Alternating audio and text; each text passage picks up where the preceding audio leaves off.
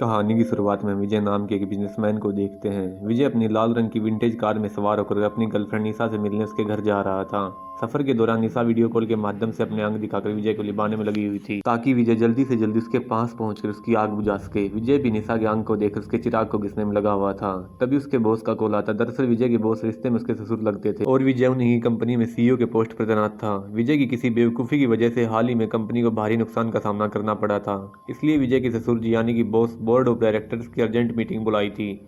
उसी मीटिंग में विजय को इनवाइट करने के लिए ही बॉस ने उसे कॉल किया था। हालांकि विजय काम का बहाना बनाकर मीटिंग में न जाने की काफ़ी कोशिश करता है, पर उसके ससुर जी आज एक भी इसकी नहीं सुनते और चुपचाप टाइम से मीटिंग में पहुंच जाने के लिए कहकर फ़ोन काट देते हैं।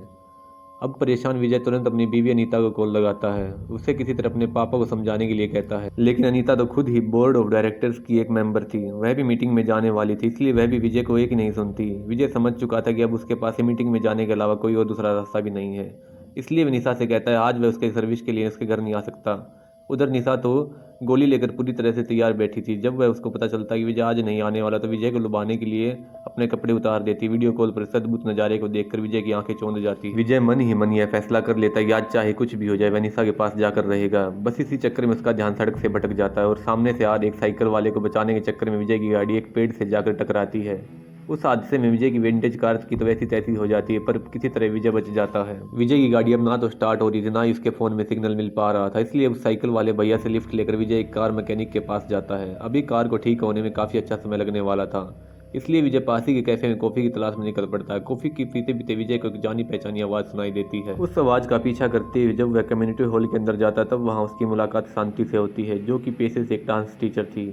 शांति की नज़र जब विजय पर पड़ती तो उसके चेहरे से सारी मुस्कुराहट गायब हो जाती है। विजय उससे बात करने की कोशिश करता, पर शांति उसे नज़रअंदाज करते हुए अपने घर की तरफ जाने लगती है। विजय भी शांति का पीछा करने लगता है। विजय की बातों से ऐसा लग रहा था मानो वो शांति को बहुत पहले से ही जानता है। इसी दौरान विजय के हाथों से कॉफ़ी उछलकर शांति के ब्लाउज पर गिर जाती है, जिसके लिए विजय उससे माफ़ी भी मांगता है। हालांकि विजय की आंखों में दिख रहे अवस्थ को देखकर कोई भी अनुमान लगा सकता है उसने ये गिरी हुई हरकत जानबूझकर की है। शांति विजय से कहती है उसे यहाँ से चले जाना चाहिए वरना देर हो जाएगी। तभी उधर से गुजर रहे एक पुलिस वाले की नज़र उन दोनों पर पड़ती है।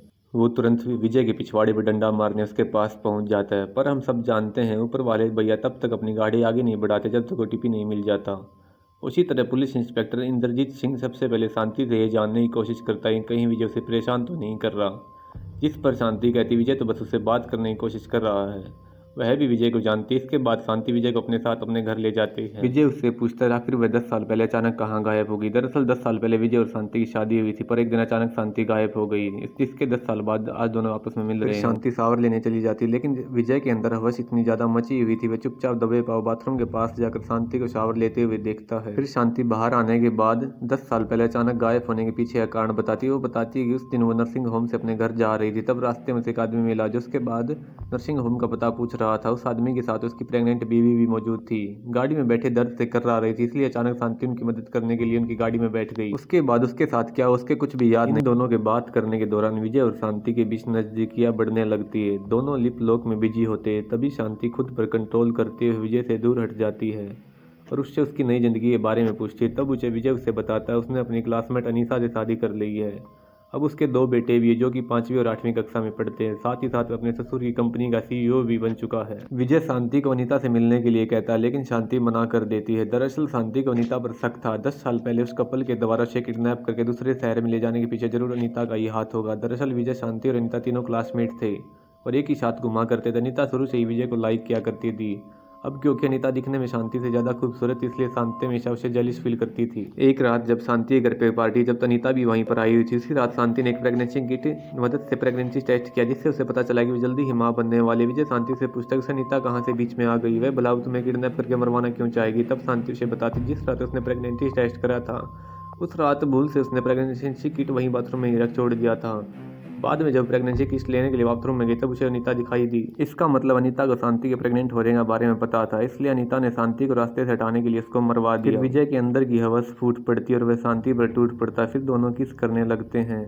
लगभग आधे घंटे के बाद वह काम खत्म करने के बाद विजय गहरी सांस लेता और शांति उसके बाहों में अपना सर रखकर कहती है। फिर विजय उसे कहते हैं तुम्हें फिर भी डाउट हो तुम रेड ब्लू टेस्ट कर लेना। रेड ब्लू टेस्ट का नाम सुनते ही शांति के दिमाग में बिजली सी दौड़ने लगती है। तो विजय से पूछती है आखिर तुम्हें रेड ब्लू टेस्ट के बारे में कैसे पता।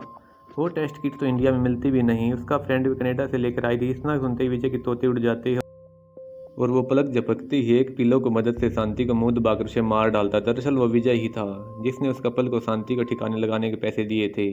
विजय को पता था कि अनीता भी उससे प्यार करती है। अनीता मेरे पापा की लौती बेटी थी, अगर वो अनीता से शादी कर लेगा तो आज नहीं तो कल अनीता या पापा उसके सारी जायदाद उसके हवाले तो कर ही देंगे। और तो और शांति को उस कपल का चेहरा भी याद था जिसकी वजह से विजय मुसीबत में पड़ सकता था, इसलिए इसने शांति को मार डाली ताकि उसका राज राज ही रह सके। इसके पहले कि अजय वहाँ से निकल पाता, पुलिस इंस्पेक्टर इंद्रजीत शांति से मिलने उसके दरवाजे पर आ पहुँचता है, लेकिन काफ़ी देर तक दरवाज़ा खटखटाने के बाद भी कोई दरवाज़ा नहीं खुलता।